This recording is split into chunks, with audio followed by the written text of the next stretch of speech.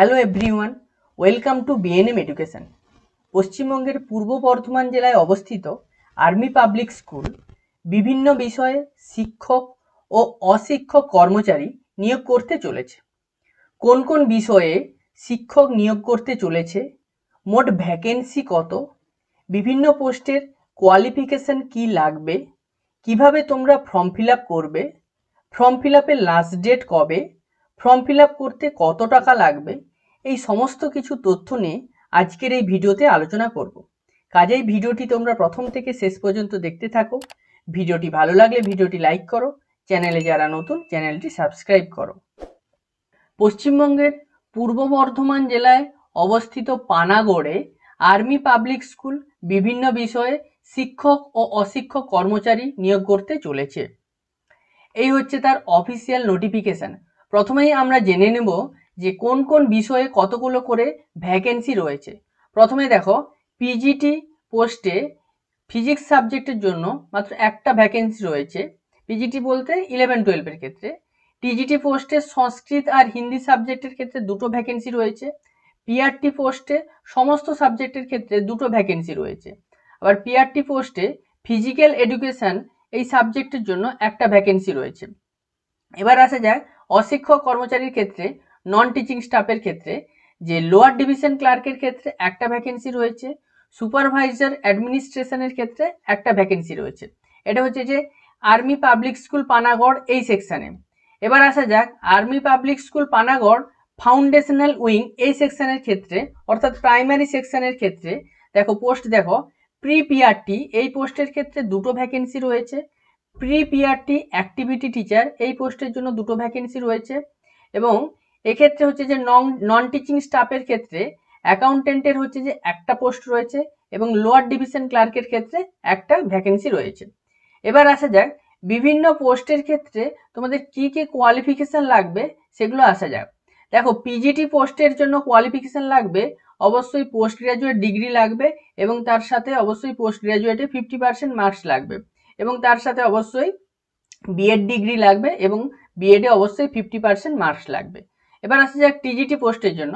TGT পোস্টের জন্য অবশ্যই হচ্ছে যে তোমাদের গ্র্যাজুয়েট ডিগ্রি লাগবে এবং সাথে বিএড লাগবে এবং গ্র্যাজুয়েট এবং বিএডে উভয়ে হচ্ছে যে 50% মার্কস অবশ্যই লাগবে।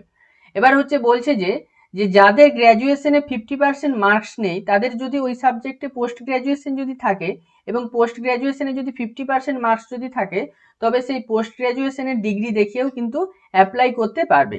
এরপর আসা যাক পিআরটি পোস্টের জন্য কি কোয়ালিফিকেশন লাগবে। এই পোস্টের জন্য গ্র্যাজুয়েট লাগবে এবং অবশ্যই হচ্ছে যে ডিএলএড বা বিএড থাকলে তোমরা কিন্তু অ্যাপ্লাই করতে পারবে, ঠিক আছে। এবং হচ্ছে যে এক্ষেত্রে হচ্ছে যে অবশ্যই হচ্ছে যে গ্র্যাজুয়েশনে বা ডিএলএড বা বিএডে হচ্ছে যে 50% মার্কস হচ্ছে যে অবশ্যই লাগবে। আবার একই কথা, যাদের গ্র্যাজুয়েশনে 50% নেই অথচ যদি তাদের ওই সাবজেক্টে পোস্ট গ্র্যাজুয়েশনে যদি 50% মার্কস যদি থেকে থাকে তাহলে তারা পোস্ট গ্র্যাজুয়েশনের ডিগ্রি দেখিয়েও কিন্তু অ্যাপ্লাই করতে পারবে, ঠিক আছে। এরপর আসা যাক পিআরটি ফিজিক্যাল এডুকেশনের ক্ষেত্রে কি কোয়ালিফিকেশন লাগবে। অবশ্যই হচ্ছে যে ফিজিক্যাল এডুকেশনে ব্যাচেলার ডিগ্রি লাগবে এবং হচ্ছে যে বিপিএড কোর্স হচ্ছে যে অবশ্যই লাগবে। এরপর আসা যাক যে প্রি পিআরটির জন্য কি কোয়ালিফিকেশন লাগবে। অবশ্যই হচ্ছে যে 12 পাস করতে হবে এবং হচ্ছে যে 12-এ অবশ্যই হচ্ছে যে 50% বা তার বেশি নাম্বার থাকতে হবে এবং অবশ্যই হচ্ছে যে ডিএলএড কোর্স অবশ্যই থাকতে হবে। এবার আসা যাক প্রি পিআরটি অ্যাক্টিভিটি টিচারের ক্ষেত্রে কি ডিগ্রি লাগবে।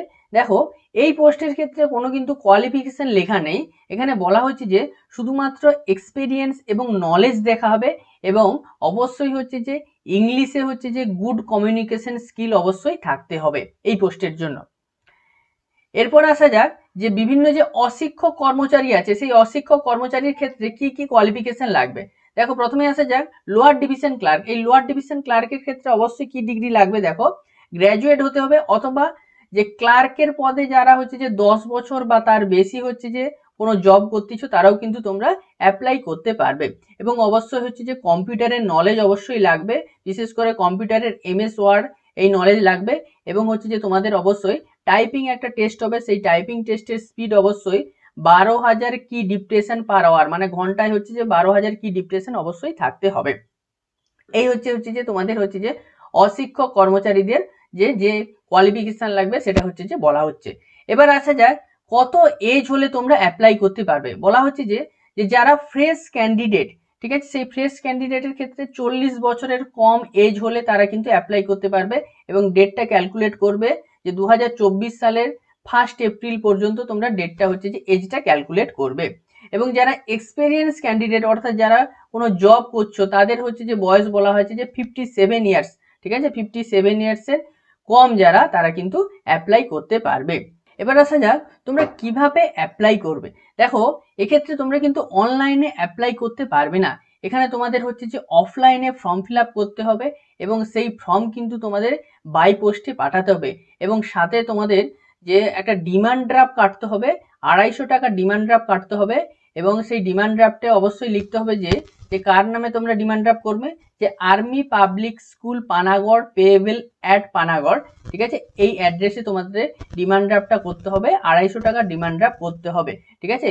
এবং কি কি তোমাদের ডকুমেন্টস পাঠাতে হবে, দেখো যে তোমাদের যত হচ্ছে যে একাডেমিক্স এবং এক্সপিরিয়েন্সের যত হচ্ছে যে তোমাদের সার্টিফিকেট আছে সমস্ত সার্টিফিকেটের ফটোকপি এবং তোমরা যে ফর্ম ফিল আপ করবে সেই ফর্মটা, হ্যাঁ, এবং সেই ফর্মের সাথে তোমাদের অবশ্যই দুটো কালার ফটো অবশ্যই দিতে হবে, ঠিক আছে, সেই দুটো কালার ফটো এবং সাথে তোমাদের হচ্ছে যে এই ডিমান্ড ড্রাফট কেটে সেই ডিমান্ড ড্রাফট সহ তোমাদের কিন্তু বাই পোস্টে তোমাদের কিন্তু যে পাঠাতে হবে, ঠিক আছে।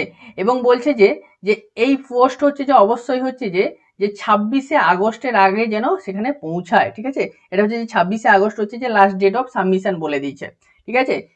এখানে দেখো তোমাদের দুটো ফর্ম আছে, একটা হচ্ছে যে টিচিং স্টাফের জন্য একটা ফর্ম আর একটা হচ্ছে যে নন টিচিং স্টাফের জন্য একটা ফর্ম আছে।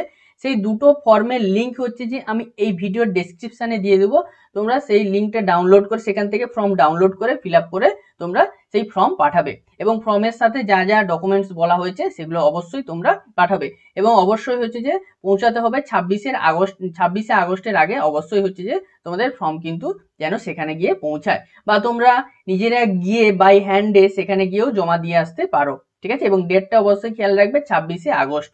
এরপর কি করা হবে, এরপর হচ্ছে যে ইন্টারভিউ নেওয়া হবে এবং ইন্টারভিউ ডেট হচ্ছে যে তোমাদের ইমেল বা ফোনের মাধ্যমে হচ্ছে যে জানিয়ে দেওয়া হবে। আশা করি তোমাদের ভিডিওটি ভালো লেগেছে, ভালো থাকো, সুস্থ থাকো, অনেক অনেক ধন্যবাদ।